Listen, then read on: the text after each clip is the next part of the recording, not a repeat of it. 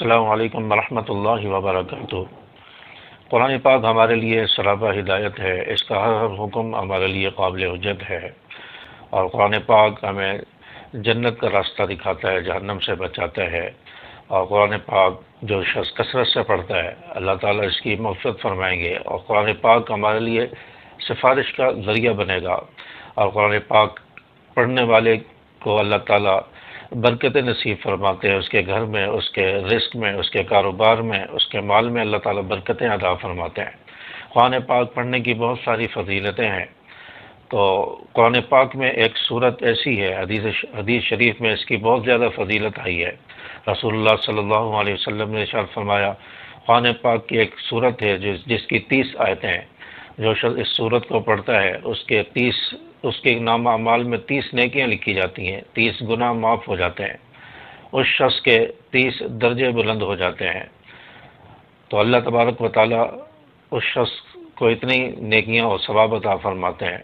اس صورت کو سورۃ تبارک الذی کہتے ہیں۔ آپ علیہ الصلوۃ والسلام نے فرمایا کہ یہ صورت اپنے پڑھنے والے کی قیامت کے دن شفاعت کرے گی، اور اللہ تعالیٰ سے جھگڑا کرے گی کہ اس شخص کو جس نے مجھے پڑھا اس کو بخش دے، اس کو جہنم سے نکال دے، یا مجھے قرآن پاک سے نکال دے۔ تو اللہ تبارک و تعالیٰ اس شخص کو جو سورۃ ملک پڑھتا تھا، رات کو پڑھ کے سوتا تھا، اللہ تبارک و تعالیٰ اس شخص کو جنت میں داخل فرما دیں گے، اور سورۃ ملک اس کی سفارش کرے گی، اس کی شفاعت کرے گی، اس شخص کے لیے جھگڑا کرے گی، اور اس کو جنت میں لے جانے کا ذریعہ بنے گی۔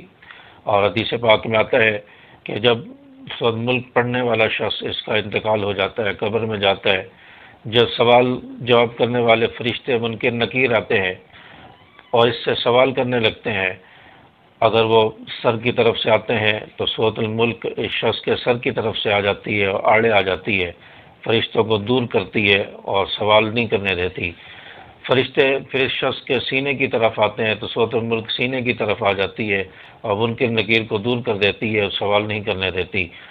جب فرشتے پاؤں کی طرف سے آتے ہیں تو سورۃ ملک پاؤں کی طرف سے آ جاتی ہے اور آڑے بن جاتی ہے، اور فرشتوں کو اس شخص سے سوال نہیں کرنے دیتی، اور کہتی ہے کہ یہ شخص مجھے پڑھا کرتا تھا، اس کی بخشش ہو چکی ہے اور یہ جنت میں جائے گا، اس لیے اس سے سوال کرنے کی ضرورت نہیں ہے۔ فرشتے کہیں گے سورۃ الملک سے کہ ہمیں تو اللہ نے بھیجا ہے سوال جواب کرنے کے لیے، حساب کتاب کے لیے۔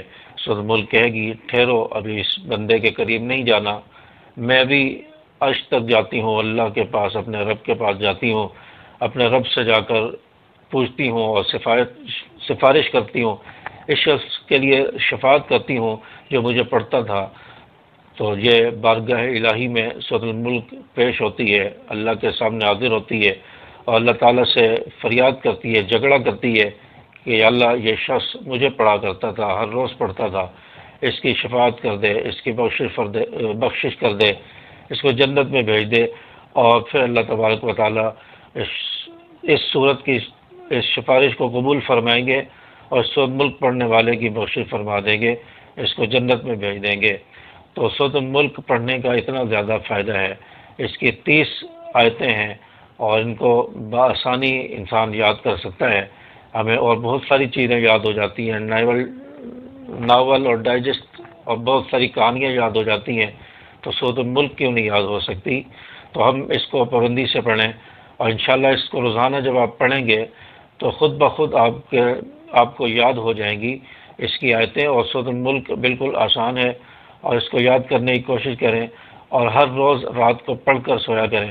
حدیث شریف میں آتا ہے کہ جو شخص رات کو پڑھ کر سوتا ہے اور رات میں صبح ہونے سے پہلے اگر خدا نخواستہ انتقال ہو گیا، اللہ تعالیٰ اس شخص کو جنت میں بھیج دیں گے، اور جو شخص صبح پڑھتا ہے شام ہونے سے پہلے انتقال ہو گیا، اللہ تعالیٰ اس صورت کی شفاعت سے اس شخص کو جنت میں بھیج دیں گے۔